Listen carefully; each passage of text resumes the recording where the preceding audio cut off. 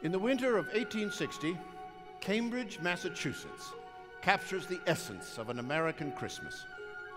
Under starry skies and between snow-laden pines, proud New England houses push their way through a thick white blanket. Their yellow-orange windows, like Christmas candles, are reflected in the icebound Charles River. In the silence of falling snow, sleigh bells and laughter crescendo as the Longfellow family, bundled in winter wool, is whistled along behind glossy horses. And above them, 1,000 bare branches release a shower of sparkling snow. 5 children giggle with delight.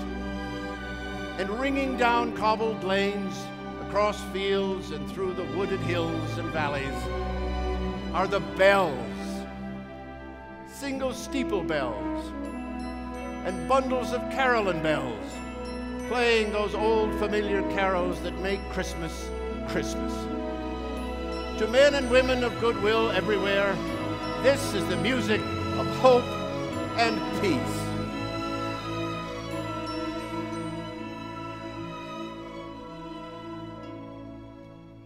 The following year, 1861, America will need that music to counter the drum and bugle of civil war. Rising from the strife are the plaintive songs of divided families. Songs for lively boys who steal off to war, and broken young men carried back to their homes, and too often on to early graves. Still, for the Longfellow family of Cambridge, summer comes as it always has. For the 5 children, outings to the seashore, long walks under leafy canopies, and happy hours in the family home seem to promise that this summer will not, cannot end.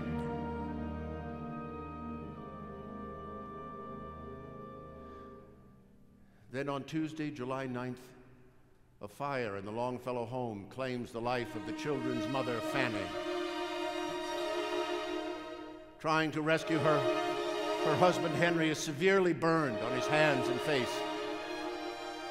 3 days later, Fanny, his beloved wife, is buried on the 18th anniversary of their wedding day, while he is confined to his bed, fighting to live, fighting to want to live. For Henry Wadsworth Longfellow, as one war rages without, another rages within.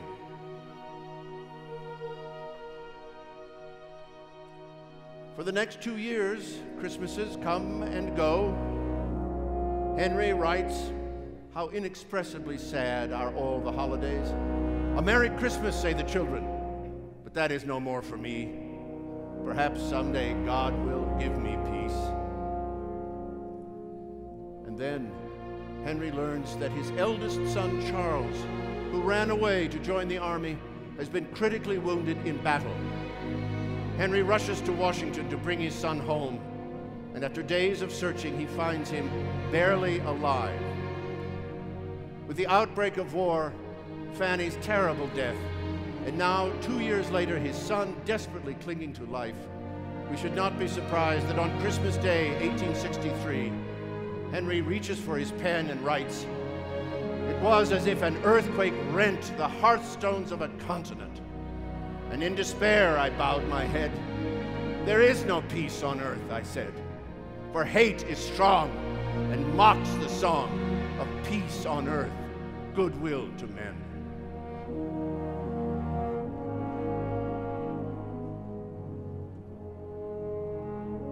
Reading his words today, we ask, when conflict rages and pain, grief, and loneliness overwhelm us, where is the music of hope and peace?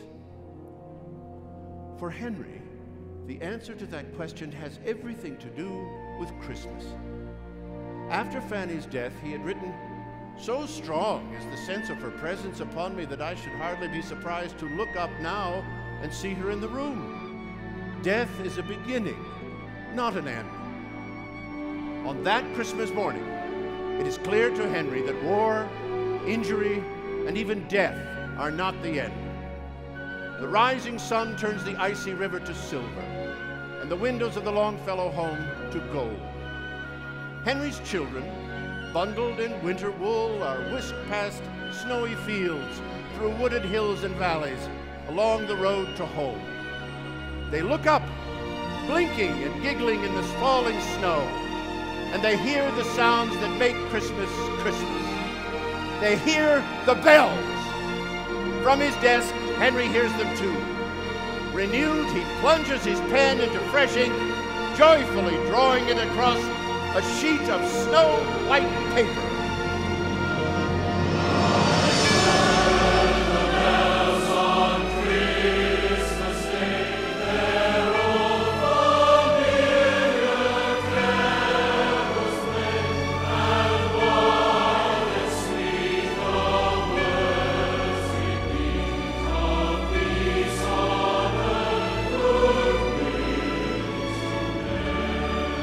Those bells, the message is clear.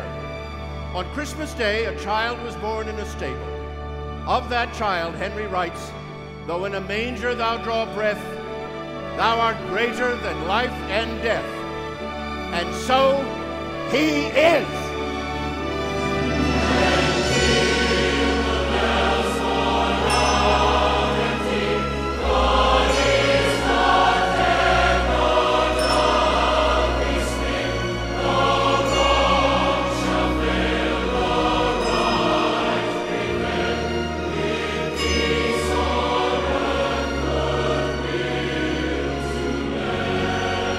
As the bells ring on, Henry dips his pen again and again. Because Christmas lives on, Fanny lives on, Charles lives on, a nation lives on, and we, each one of us, may live on as well in hope and peace forever.